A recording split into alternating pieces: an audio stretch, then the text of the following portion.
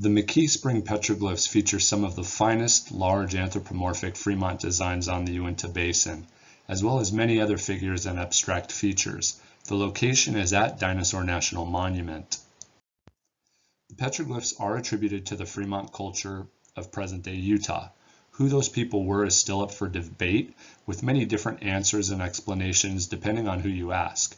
We believe that those living in the area in the past depended tremendously on the Green River, which has been the bearer of life in these parts for a very long time. This was no different for those we have labeled Fremont culture. This specific area would be considered classic Vernal style Fremont when discussing the petroglyphs. This means that the anthropomorphic figures have certain features that make them unique to the area. The landscape is as magnificent as the rock art left in the past. There is a certain energy that can be felt resonating throughout the area, possibly a reason why these rock walls were specifically chosen to tell a story and record the past for those living here a long time ago. Why certain rock wall panels were chosen while others were not remains a mystery. We can see a continuous use of certain panels with petroglyphs being superimposed over older glyphs, yet rock walls to the left and right of these were never used. Maybe it was a way of claiming territory or turf. Maybe there was something special about the exact location. I've often noticed alternating magnetic fields or EMF changes near some of the petroglyphs.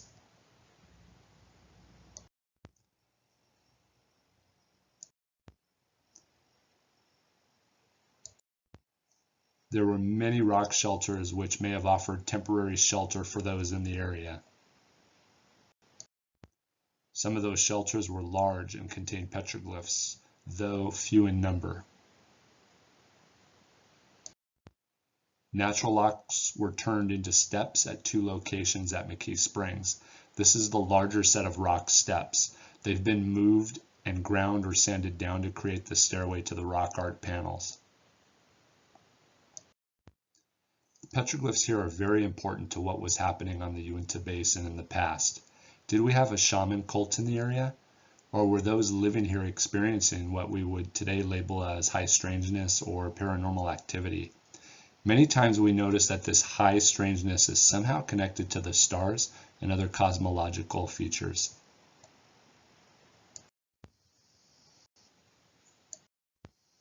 After years of trying to locate and label these Vernal-style Fremont glyphs, I've come to believe that warfare led to headhunting between 2 groups of people or beings of great stature. The rock art site therefore could also have been excellent defensive locations. While looking around this area, you can see just that. Both groups are shown in the petroglyph data as trapezoidal anthropomorphic features. Many times they're carrying weapons, shields, and decapitated heads. One group is what you see here. They have these rectangles on both sides of their chest and shoulder area. These were on their tunics or armor being worn. Many appear to represent giants among men. There are unique anthropomorphs that have this upsilon or Phoenician wall style on their tunic or armor. These were another group in the area. Warriors or another shaman caste? I'm not certain of. As a matter of fact, I want to make it clear once again that only the artist knew the complete meaning of what their artwork entailed. I can only give you my opinion and subjective viewpoints on what I have seen and interpreted. I also believe that the one figure at the far left was meant to represent the ant people. Whether that was in real life or part of a myth or magic cult, I cannot say. The circle within the anthropomorphic feature is unfortunately caused by a bullet while someone used this historical data as target practice. Another figure of great stature. Notice the other anthropomorphic features around and below the main figure. Here we have the 2 rectangle group giant holding a shield and what we believe represents a decapitated head. Many like this head feature are seen at other locations bleeding or crying, maybe both, with blood pooling below it. Some locations were carved with what I believe is a true portal or gateway symbol. Some are high up and others low. I was once told by a Zuni elder that those high up were meant for the star people. The lower ones were meant to be walked through. Whether this was to physically walk through with the rock somehow being altered, or was meant through a vision or in ritual practice, I do not know. I have heard and been told both are correct. It depends who you ask. This is the Petroglyph. It can be found throughout the world, including in Mesoamerica and Egypt. Above it almost appears to be a gateway. You must always look closely and have a double take at all the rock walls at McKee Springs. You never know what's going to pop up.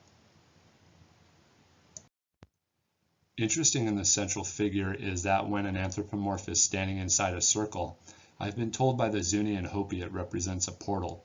You can also see two other abstract features being held. You also see a much newer zoomorphic feature carved on top of the older Fremont glyphs. That one looks to be a buffalo or other animal type.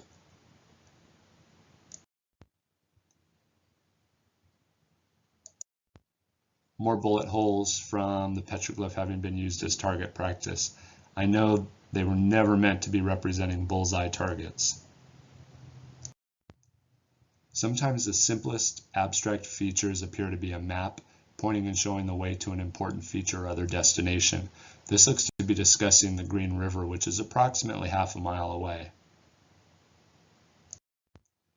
Maybe some glyphs did represent magic or shamanic practices and passage into the underworld, which were underground shelters as seen by the one here below the anthropomorphic petroglyph. If you plan on going to McKee Springs, located in Dinosaur National Monument, there's a faster back way to enter near Vernal, Utah. You don't even have to pay an entrance fee like you do at the main site entrance. Thanks everyone for taking a look. Please subscribe to my YouTube channel to be alerted about future postings. Lots of future travels are in the works. Take care.